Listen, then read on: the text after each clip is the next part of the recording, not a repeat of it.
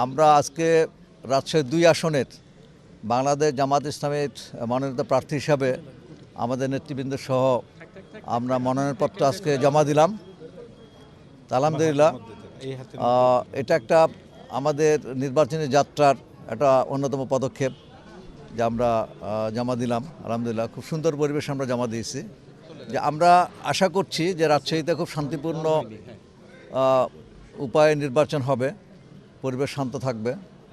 আমরা শান্তিপূর্ণভাবে জনগণ যেন ভোট দিতে পারে সেই জন্য প্রশাসনের কাছে এবং অন্যান্য যারা রাজনৈতিক দল আছে তাদের কাছে আমরা আহ্বান করব তারা যেন শান্তিপূর্ণ পরিবেশ বজায় রাখেন। আমরা গণতান্ত্রিক পরিবেশকে সমুন্নত রাখতে চাই। যার যেটা বক্তব্য আছে সে বক্তব্য তারা তুলে ধরবেন, কর্মসূচি তুলে ধরবেন। জনগণ যে দলকে পছন্দ করবে তারাই নির্বাচিত হবেন। আমরা রাজশাহী শহরে তেমন কিছু দেখছি না, তবে আমরা অতীতে দেখেছি যে আমাদের যে পোস্টার বা অন্যান্য নির্বাচনে যে সমস্ত সামগ্রী আছে এই সমস্ত জায়গায় কিছু সমস্যার সৃষ্টি করা হয়েছে। না, পোস্টার মারা হয়েছে। এরপর আমাদের বিশেষ করে মহিলা কর্মীদেরকে বিভিন্ন জায়গায় কাজে বাধা সৃষ্টি করা হয়েছে। আর আমরা নির্বাচন বিধি অনুসরণ করে আমরা আমাদের নির্বাচন সামগ্রী যে সমস্ত যেটা টাঙানো হয়েছিল সেগুলো আমরা ফেস্টুন আমাদের প্রতীক খুলে ফেলেছি। কিন্তু আমরা দেখছি যে অন্যান্য দলের এখনও এই সমস্ত প্রচার সামগ্রী এখনও বিদ্যমান আছে। এই জন্য আমরা আশা করব প্রশাসন যেন নিরপেক্ষভাবে সকল দলকে সমান সুযোগ দেন, লেভেল প্লেয়িং ফিল্ড যেন এখানে কাজ করে, সেটা আমাদের কামনা। যে সারা দেশে দাঁড়িপাল্লার পক্ষে ব্যাপক গণজোয়ার সৃষ্টি হয়েছে।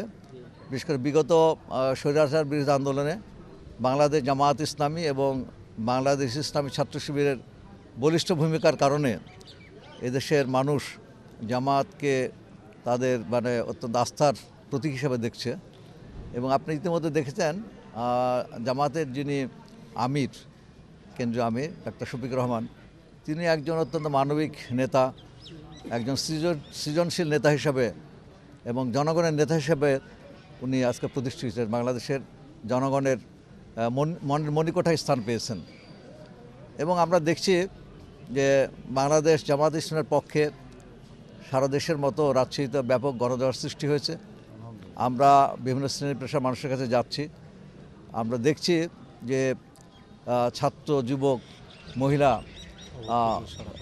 এবং শ্রমিক, কৃষক, চাকরিজীবী প্রত্যেক সেক্টর থেকে অভূতপূর্ব সাড়া পাচ্ছি এবং তারা উচ্ছ্বাস প্রকাশ করছেন।